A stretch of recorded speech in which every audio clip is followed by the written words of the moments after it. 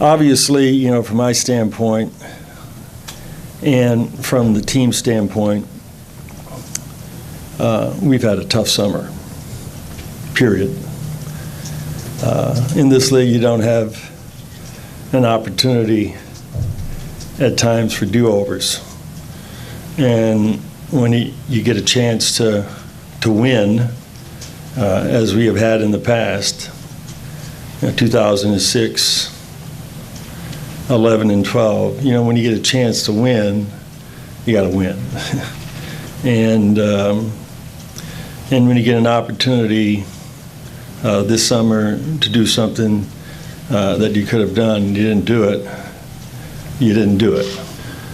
What happened with Dwyane floored me. And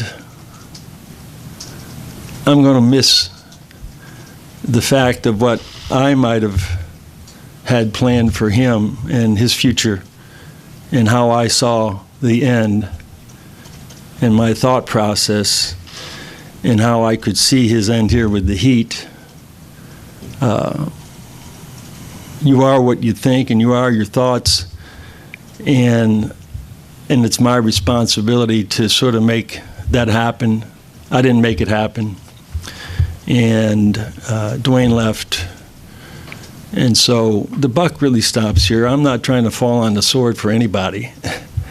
I have great regret that I didn't put myself in the middle of it and immerse myself totally in the middle of it. Get in a canoe and paddle to the Mediterranean if I had to. You know, be in New York when he arrived on the 6th and greet him at the airport. I didn't do that. I wasn't there in the middle of that negotiation, and that's my job. And so it's not going to be the same without him. But we will, you know, forge ahead. I've been here when Zoe left, been here when Shaq left, been here when LJ left, you know, Brian Grant, Eddie Jones, but Dwyane is unique. And as I think Mike and our marketing department, you know, have done such a great job, you know, there'll always be a key under the mat. I just hope it doesn't get too rusty, that's all, you know, from that standpoint, and I'm going to miss him. Pat, when you talk about regret and how if you had been in New York, if you had taken the canoe to the Mediterranean, whatever the opportunity was, why didn't that happen? And did you almost get urged in some ways by Dwyane's side to stay away and kind of let things play out the way they did?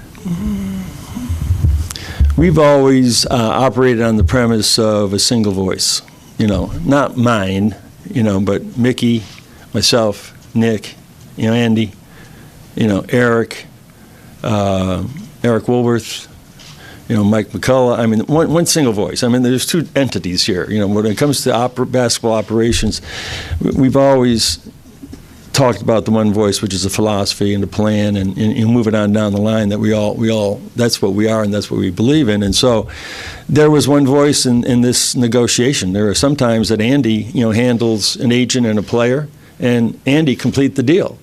You know, there are times that I've done most of them, you know, and complete the deal. There are times when you have a long-standing relationship with a player, you know, like Dwyane or Udonis,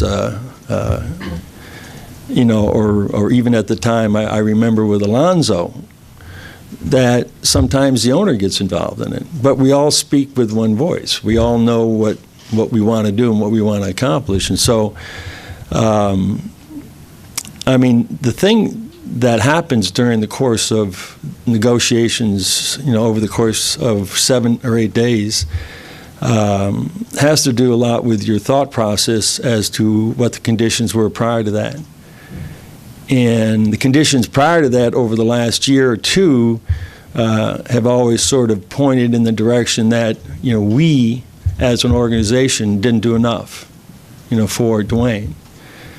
And I've always been one who was always reaching to get him another guy, especially after LJ left, and trying to find a way to get him another guy to help him not only win, but to help him win in a way that he would be very proud when he moved on out and retired.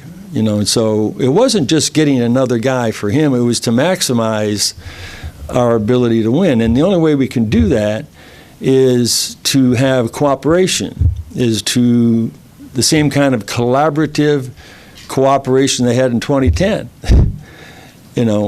and how that whole thing came together. And I don't think it's a coincidence that if you go back to those 4 years where every single player came in because they wanted to be here, and they were the ones that they were giving it back, that we went to the finals 4 times and we won 2 world championships, and then it changed. In the summer of 2014, the whole thing got turned over.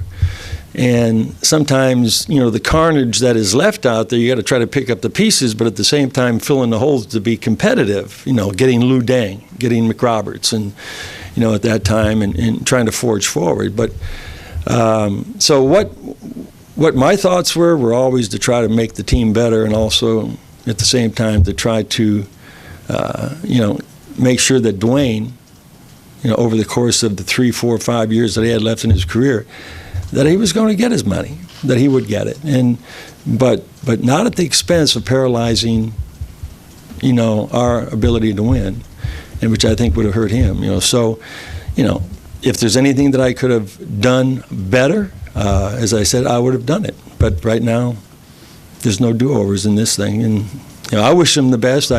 It's been a sad week for both Chris and I. We love him dearly. And Gabby and the family, and just there's nothing you can say about it.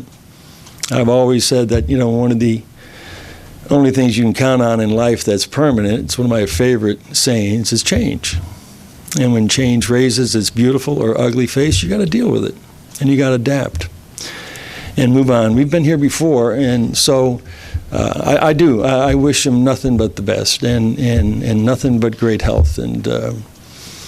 And I do think we sort of gathered ourselves a little bit at the end, and during this process, while we were negotiating with his agents, we were talking to all of these other players, and the possibility that if something were to happen, that we could be able to move quickly. During that time, from July 1st to the 3rd, there were only 2 players. I think there were only 2 players that we felt that if we knew this was going to happen, that we sort of regretted that they went off the board.